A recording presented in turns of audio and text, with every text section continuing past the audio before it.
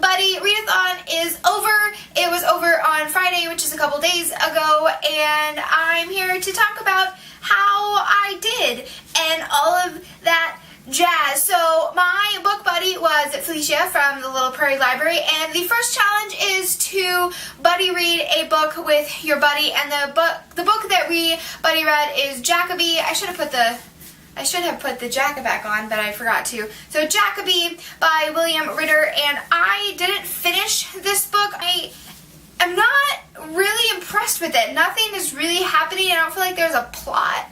And so I'm going to finish it and see how I like it, but thus far, the first 174 pages, I just not really that impressed with it. So, I don't know.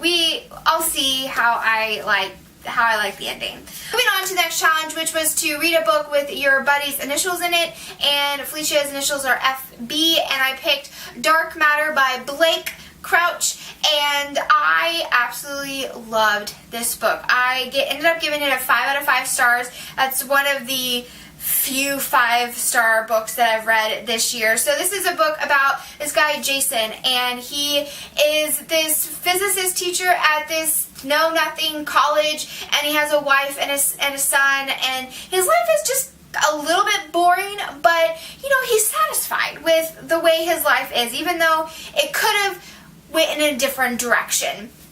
And one night he is walking home and he is kidnapped, and he wakes up in this research facility, and his life has completely changed. His wife is not his wife, his son is not existent, and he is like world-renowned physicist, and he starts to wonder, was the life that he was living, was that a dream and this is reality, or is this a dream and that was reality?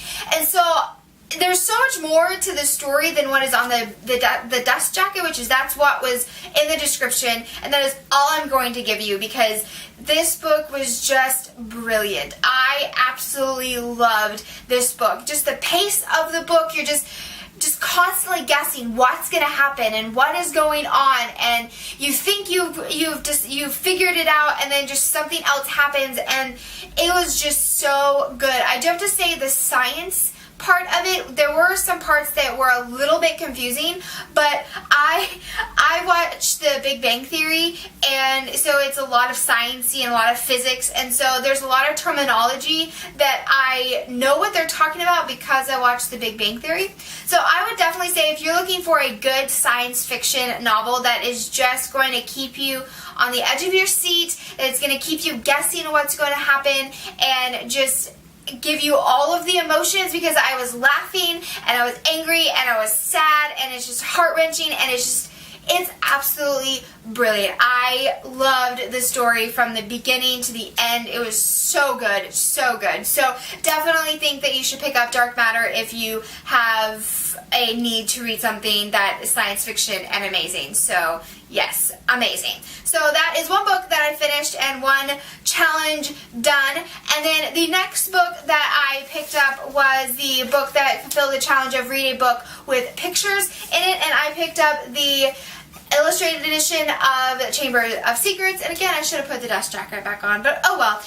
I love that it's bright orange. And so I ended up only getting to chapter 7 of this, and I'm absolutely loving reading this story. Chamber of Secrets is not like my favorite of the series, but I enjoy it, and the illustrations are just as beautiful as the first book. It's just so good, and it's just so fun. So I didn't finish the challenge, but I'm really enjoying reading this book, and yeah, it's just so fun to be back in the Harry Potter world and have a different take on it and have something almost new about it. So it's really fun.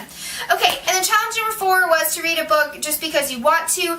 And originally, one of the books that was on my TBR for that was Black Eyed Susan by Julia Hibbeln. And I actually didn't even pick up this book. I had finished Dark Matter, and it was getting late in. It was probably around like 10, and I wanted to continue reading, but this is a mystery thriller novel, and I didn't want to read something like this right before going to bed because I didn't want to have really bad dreams, because anything that I read or watch right before bed does end up in my dreams. I did not want to be dreaming about this, and so I actually ended up not even picking this book up this week. So the book that I chose for that was just a lighthearted book, and that is Sophia Kinsella, The Undomestic Goddess. And this book follows Samantha, and when you first meet her, she is this high-power lawyer, and she is destined to make partner in her law firm, and then she ends up making this humongous mistake, and she just flees.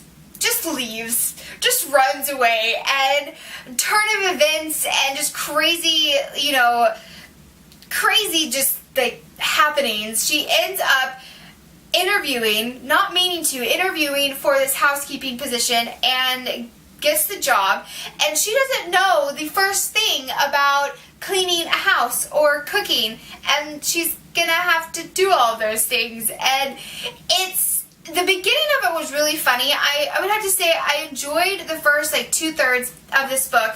The last 75 pages of this book,